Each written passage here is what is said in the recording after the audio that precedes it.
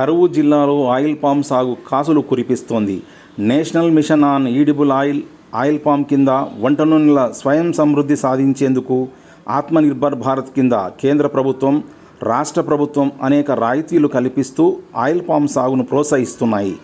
నాణ్యమైన మొక్కలు, సబ్సిడీపై డ్రిప్ పరికరాలు ఇవ్వడమే కాకుండా 4 సంవత్సరాల పాటు నగదు ప్రోత్సాహకాలను అందిస్తున్నాయి. రైతులు ఆయిల్ పామ్ సాగుపై ఆసక్తి కనబరుస్తున్నారు.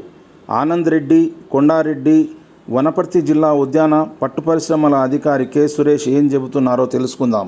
కమ్మలాపురం గ్రామం, శ్రీరంగపురం మండలం, వనపర్తి జిల్లా. నేను 4 సంవత్సరాల క్రితం ఆయిల్ ఫామ్ తోటను సాగు చేసిన 4.5 ఎకరాల్లో.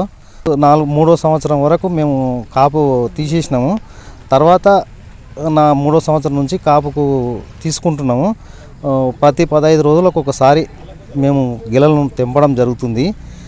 అయితే 4వ సంవత్సరం, ఇప్పుడు కంప్లీట్ 4వ సంవత్సరం మాది.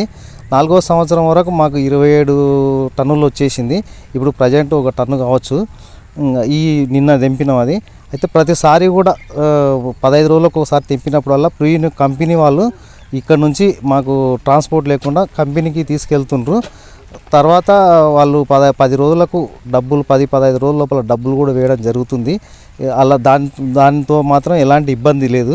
ఇంకోటి, మేము దీన్ని ఆయిల్ పాము సాగు వైపు మళ్ళడం దేనికంటే మెయిన్ లేబర్ షార్టేజ్ నుంచి దీనివైపు మళ్ళినాము.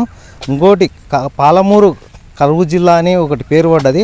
ఆ పాలమూరు కరువు జిల్లాలో కూడా మనకు ఆయిల్ ఫాము పండుతుందని ఇంకా మన అధికారులు వేసి నిరూపించిండ్రు. దీనివల్ల అయితే ఇప్పటికైతే మంచిగానే ఉంది. నేను ఇంతవరకు 2 సంవత్సరాలు అయింది. దాంట్లో లేబరు అనే దానికి కేవలం ఒక 10,000 మాత్రమే ఖర్చు పెట్టాము. అంత సులభంగా అనిపిస్తుంది. భవిష్యత్తులో కూడా చాలా బాగానే ఉంటుందని చెప్పని, ఆశాజనకంగానే ఉందని చెప్పని నాకు అనిపిస్తూ ఉంది. ఒరిజినల్గా బత్తాయి రైతును. ఆ పంటకు పోలిస్తే దాంట్లో ఉన్నటువంటి శ్రమలో 20% కూడా దీనికి పెట్టాల్సిన అవసరం లేదు. ఒక 5 ఎకరాల బత్తాయి సాకే వాళ్ళు 20 ఎకరాల పామాయిల్ సాకొచ్చు అని చెప్పని నా అనుభవంలో నేను తెలియజేస్తూ ఉన్నాను. రేపు జనవరి నుంచి వదులుదామని చెప్పని ఫ్రీనిక్ కంపెనీ వాళ్ళు కూడా చెప్తా ఉన్నారు. జనవరి వరకు ఇప్పుడు వస్తున్నటువంటి గెలలన్నీ ఇప్పుడు కూడా తీసేస్తూ ఉన్నాము. వచ్చిన గెలలు జనవరి వరకు తీసేసి అప్పటి నుంచి ఆపుదామని చెప్పని వాళ్ళు. నా పేరు K Suresh.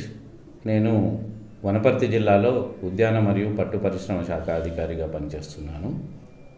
National mission on edible oil palm ప్రాజెక్టును ఆత్మనిర్భర్ భారత్లో స్వయం సమృద్ధి సాధించే దిశగా ఇప్పటి వరకు వంట నూనెను దిగుమతి చేసుకుంటున్నాము. దానివల్ల విదేశీ మారకద్రవ్యం ఎక్కువగా చెల్లించుకోవాల్సి వస్తుంది.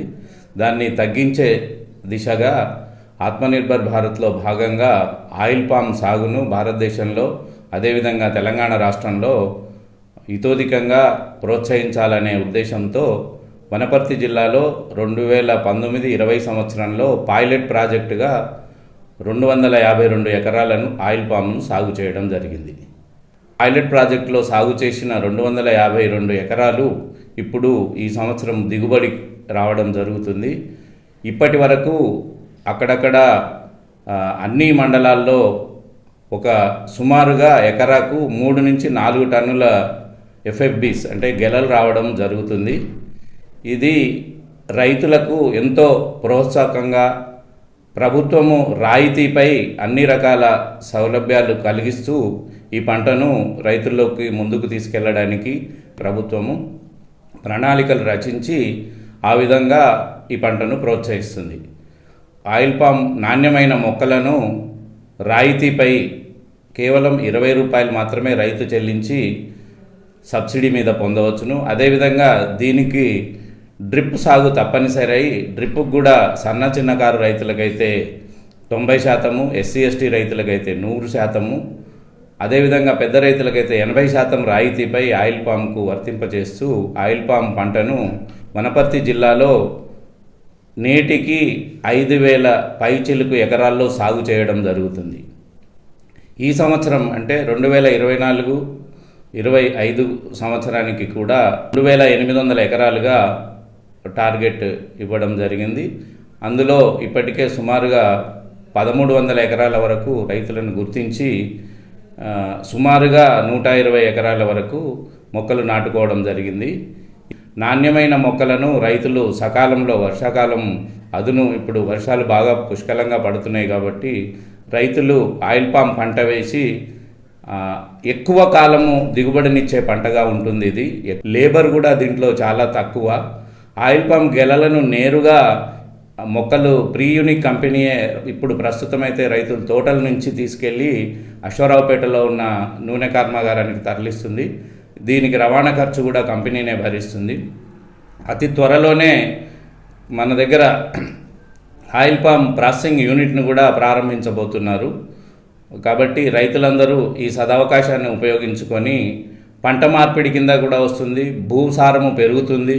అదేవిధంగా అన్ని రకాల ఇతర అంతర పంటలను వేసుకునే సౌకర్యం కలిగిన ఏకైక పంట ఇది. కాబట్టి రైతులు దీర్ఘకాలికంగా నూనెనిచ్చే పంటను సాగు చేసి లాభాలు పొందాలని కోరుతున్నాను.